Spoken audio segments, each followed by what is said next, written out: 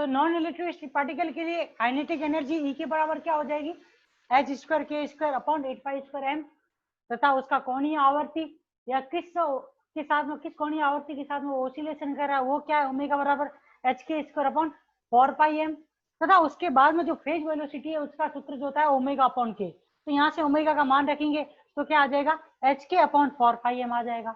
अब उसके बाद में देखिए, जब हम ग्रुप वेलोसिटी वीटी बराबर डेल ओमेगा अपॉन डेल के, से हम क्या निकाल सकते हैं, ग्रुप वेलोसिटी भी निकाल सकते हैं। यहाँ पे हम ओमेगा का मान रखेंगे तो क्या आएगा, एच के स्क्वायर अपॉन 4 पाई एम। तो यहाँ से वीजी बराबर क्या हो जाएगा, 2 HK अपॉन 4 पाई एम। मतलब ये इक्वेशन नंबर 1, ये इक्वेशन नंबर 2। इक्वेशन नंबर 1 और 2 से हमें क्या पता चल रहा है, इक्वेशन नंबर 1 तथा इक्वेशन नंबर 2 से यह पता चल रहा है कि जो ग्रुप वेलोसिटी है वो क्या होती है, 2 टाइम्स ऑफ फेज वेलोसिटी। मतलब अगर हम कैसा पार्टिकल ले रहे हैं, नॉन रिलेटिविस्टिक पार्टिकल ले रहे हैं, तो नॉन रिलेटिविस्टिक पार्टिकल में आप लोगों को यह ध्यान रखना है कि अनापेक्षीय कण के लिए हमेशा समूह वेग जो होता है वो कला वेग का क्या होता है, डबल होता है। तो यहाँ पे मैं लिख लेता हूँ कि अनापेक्षीय कण के लिए क्या होगा, अनापेक्षीय कण के लिए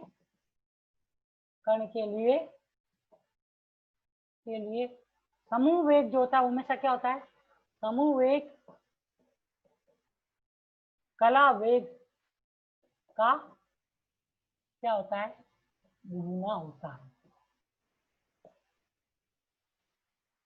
यहां से ये फॉर्मूले में निकल गया, Vg इज टू क्या है, 2 टाइम्स ऑफ Vp है। अब देखिए क्या, ये तो हमें चल गया, पता चल गया कि ग्रुप वेलोसिटी और फेज वेलोसिटी में नॉन रिलेटिविस्टिक पार्टिकल के अंदर क्या रिलेशन होता है, वो तो यहाँ से पता चल गया। लेकिन जो अब आपको इसके अंदर चीज निकालनी है वो ये कि जैसे हमने ग्रुप वेलोसिटी का निकाला, उसी प्रकार से ये जो ग्रुप वेलोसिटी तथा फेज वेलोसिटी है, ये किसके कारण, तरंगों के कारण प्रदर्शित की जा रही है, तरंगों की वेलोसिटी को बता रहे हैं। लेकिन ये तरंगे उत्पन्न किसके कारण हो रही है, पार्टिकल के कारण उत्पन्न हो रही है, कण के कारण उत्पन्न हो रही है। तो हमें ये पता करना पड़ेगा कि ये जो ग्रुप वेलोसिटी और ये फेज वेलोसिटी है वो पार्टिकल की वेलोसिटी v के साथ में किस प्रकार से रिलेटेड है, वो भी हमें यहाँ पे पता करना पड़ेगा। ठीक है ना। तो अब यहाँ पे देखिए,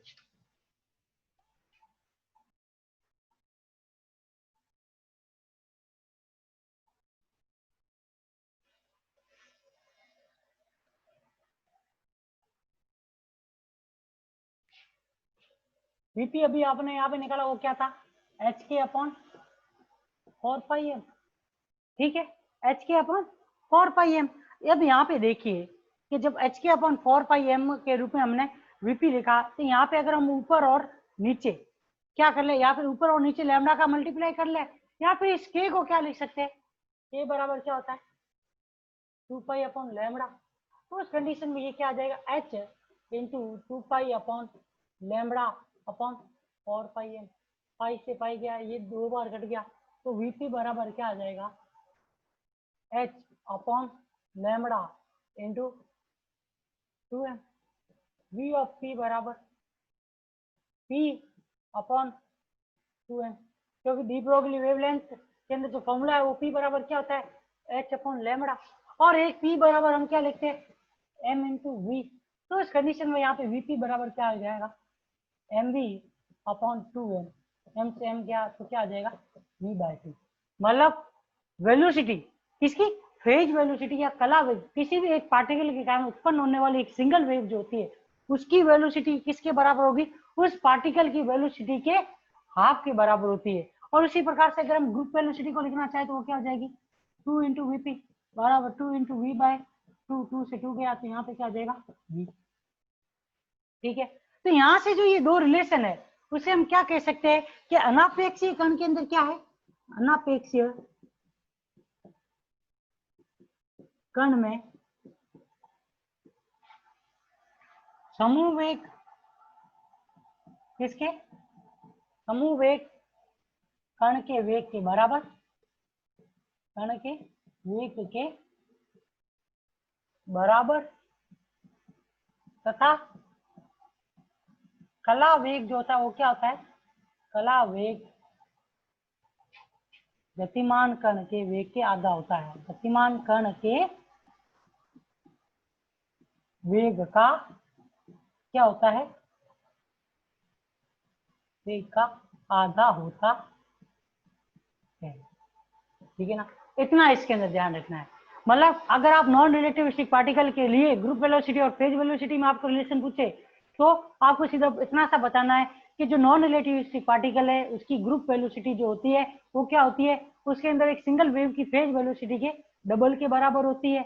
और अगर आपको पूछ ले कि ग्रुप वेलोसिटी और फेज वेलोसिटी का किसके सामने, गतिमान कण के कारण जो ग्रुप ऑफ वेव या फिर एक सिंगल वेव उत्पन्न हो रही है उनकी वेलोसिटी के साथ में रिलेशन निकालना चाहे तो आप लोगों को ये ध्यान रखना है उस पार्टिकल की वेलोसिटी जो होती है वो किसके, ग्रुप वेलोसिटी के बराबर होती है, तथा कला वेग जो होता है या अवयवी तरंग की जो वेलोसिटी होती है वो उस कण की गति के आदि, उस कण की वेग के हाफ के बराबर होती है। ये इसके अंदर हमें ध्यान रखना है।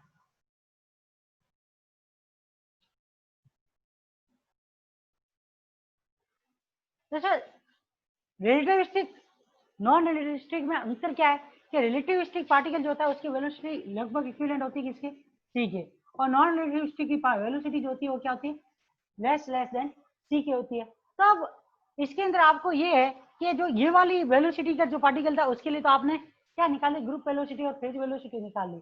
अब इस पार्टिकल के लिए जिसकी वेलोसिटी क्या है, इक्विवेलेंट लगभग किसके बराबर होती है, प्रकाश के वेग के बराबर होती है, तो उसमें हमको ये देखना है कि फेज वेलोसिटी और ग्रुप वेलोसिटी प्रकाश के वेग के बराबर होती है या उससे कम होती है। क्योंकि मैंने जब आपको वेव पैकेट स्टार्ट कराया था उस समय मैंने आपको साफ साफ बता दिया था कि जो कोई भी तरंग होगी या कोई भी वेव पैकेट जो होता है उसकी वेलोसिटी कभी भी प्रकाश के वेग से अधिक नहीं होती, प्रकाश के वेग से हमेशा पार्टिकल की वेलोसिटी या तरंग की वेलोसिटी हमेशा कम होती है। तो अब आप यहाँ पे जब वीपी और वीजी को निकालोगे तो उस कंडीशन में अगर मान लो कि किसी भी जगह पर अगर वीपी या वीजी का मान अगर प्रकाश के वेग से अधिक आ जाता है तो उस समय मान लेना वो वेलोसिटी या तो फेज वेलोसिटी आए या फिर ग्रुप वेलोसिटी आ जाए, दोनों में से कोई भी अगर प्रकाश के वेग से अधिक प्राप्त होगी तो उस वेलोसिटी का कोई भी औचित्य नहीं होगा, उस वेलोसिटी का कोई भी महत्व नहीं होता है, क्योंकि किसी भी पार्टिकल या किसी भी वेव की वेलोसिटी जो है वो प्रकाश की वेलोसिटी से अधिक नहीं हो सकती।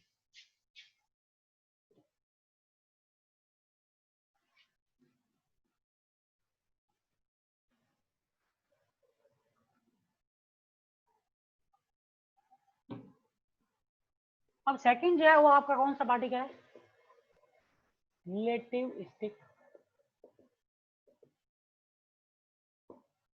पार्टिकल, ठीक है, जिसमें वेलोसिटी लगभग इक्विवेलेंट है किसके, सी के।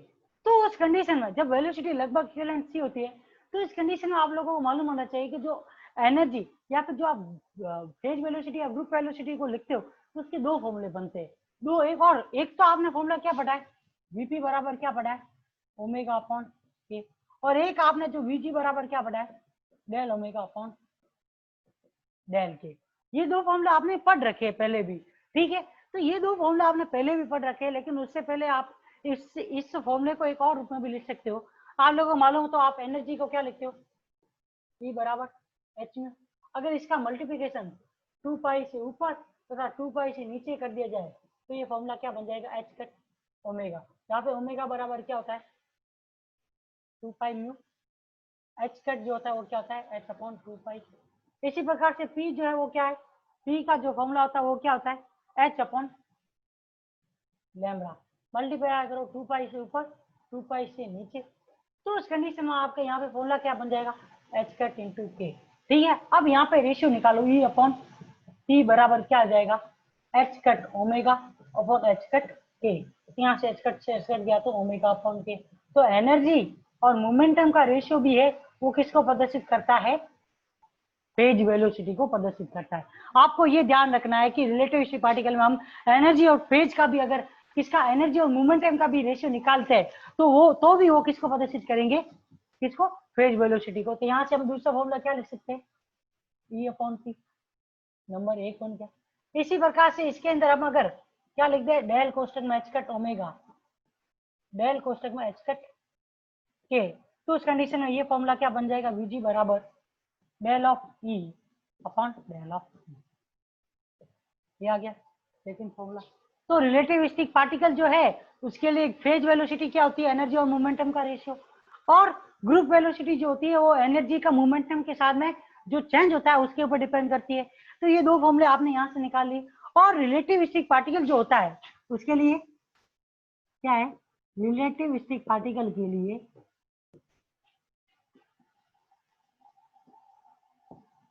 एनर्जी एंड मोमेंटम में जो रिलेशन होता है वो क्या होता है, एनर्जी एंड मोमेंटम में रिलेशन जो होता है वो क्या होता है, ई स्क्वायर बराबर पी स्क्वायर सी स्क्वायर प्लस एम नॉट का स्क्वायर सी की पावर 4। अब देखिए इसका आप क्या कर लो, अवकलन कर दो। ये वैल्यू कांस्टेंट है एम नॉट स्क्वायर सी की पावर 4, क्योंकि ये दोनों मास भी कांस्टेंट रहता है और प्रकाश का वेग भी कांस्टेंट है। तो अवकलन करेंगे तो उस कंडीशन में ये टर्म्स तो क्या हो जाएगी, जीरो। तो उस कंडीशन में यहाँ पर अगर हम क्या करें, इसका अवकलन करेंगे तो इसका अवकलन, पहले तो इसका अवकलन करेंगे तो उस कंडीशन में एक तो ये इक्वेशन टर्म्स, ये इस इक्वेशन को फिक्स रख दो, ये आपको याद रहनी चाहिए। और दूसरी जब इस इक्वेशन के से इस इक्वेशन की सहायता से हमें ग्रुप वेलोसिटी निकालनी है तो उस कंडीशन में हमें क्या करना पड़ेगा, इस इक्वेशन का समाकलन भी करना पड़ेगा। लेकिन उससे पहले हमें कौन सी वेलोसिटी निकालनी है, फेज वेलोसिटी निकालनी है। तो उस कंडीशन में इसको इक्वेशन में लगा लो 3। अब यहाँ से E बराबर हम क्या लिख सकते हैं, पी स्क्वायर सी स्क्वायर प्लस एम नॉट का स्क्वायर सी की पावर 4 रूट, यहाँ से E बराबर क्या आ जाएगा, P इंटू सी रूट में क्या आ जाएगा 1 प्लस एम नॉट का स्क्वायर सी का स्क्वायर अपॉन पी का स्क्वायर।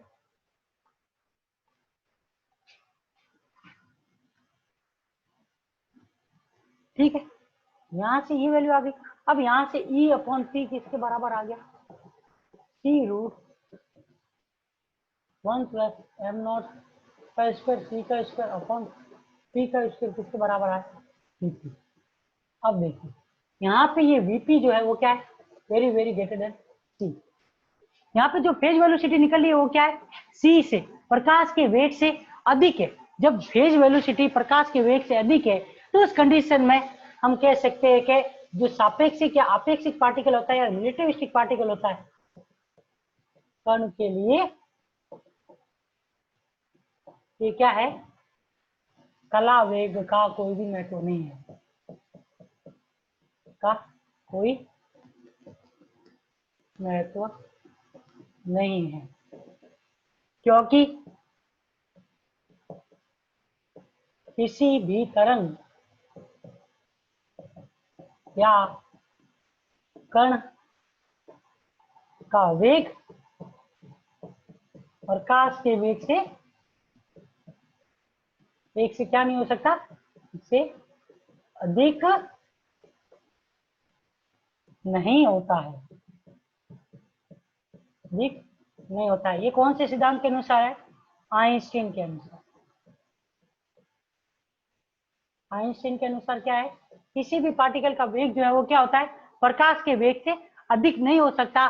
उस वजह से यहाँ पे फेज वेलोसिटी जो है उसका कोई भी महत्व नहीं होता। कौन से पार्टिकल के लिए, रिलेटिविस्टिक पार्टिकल के लिए। अब इसी प्रकार से अब हम क्या करना चाहे, नॉन रिलेटिविस्टिक पार्टिकल के लिए, सॉरी रिलेटिविस्टिक पार्टिकल के लिए ग्रुप वेलोसिटी को निकालना चाहे तो इक्वेशन नंबर 3 से हम क्या लिख सकते हैं, इक्वेशन नंबर 3 से ई स्क्वायर किसके बराबर है, ई स्क्वायर सी स्क्वायर प्लस एम नॉट का स्क्वायर सी की पावर 4।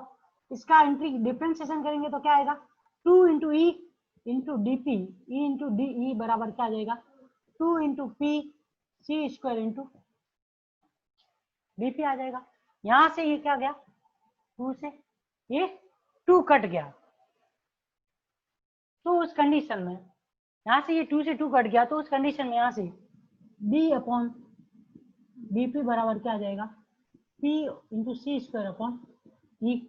ठीक है, पी सी स्क्वायर अपॉन ई। और जो आइंस्टीन का ऊर्जा संबंध है, द्रव्यमान ऊर्जा संबंध है, उस द्रव्यमान ऊर्जा संबंध के अनुसार ई का मान क्या होता है, एम सी स्क्वायर के बराबर होता है।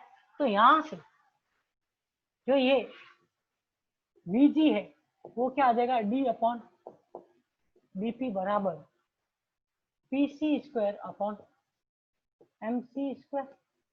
ठीक है, पी सी स्क्वायर बराबर एम सी स्क्वायर, सी स्क्वायर से सी स्क्वायर कट गया, और ये पी अपॉन एम जो है वो किसके बराबर है, बी के बराबर। मतलब आपेक्षिक या नॉन रिलेटिविस्टिक पार्टिकल के लिए, किसके लिए, रिलेटिव स्टिक पार्टिकल के लिए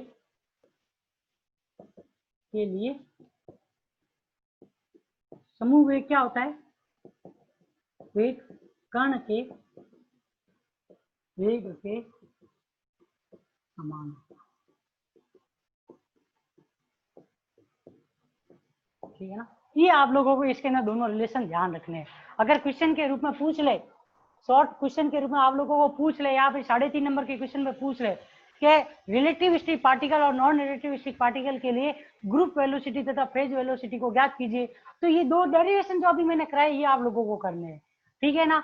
और अगर पूछ ले कि ग्रुप वेलोसिटी और फेज वेलोसिटी में रिलेशन निकालिए, तो इससे पहले वाला डेरिवेशन, और किसी भी पार्टिकल के लिए ग्रुप वेलोसिटी और फेज वेलोसिटी का सूत्र का व्युत्पन्न पूछ ले, तो उससे पहले जो हमने दो अलग अलग तरंगे जिनका सरल आवत गति करी थी, उनका अध्यारोपण से हमने जो ग्रुप वेलोसिटी और फेज वेलोसिटी का सूत्र निकाला था, वहां से उन दोनों फॉर्मूलों का यूज करना है हमें, ठीक है ना।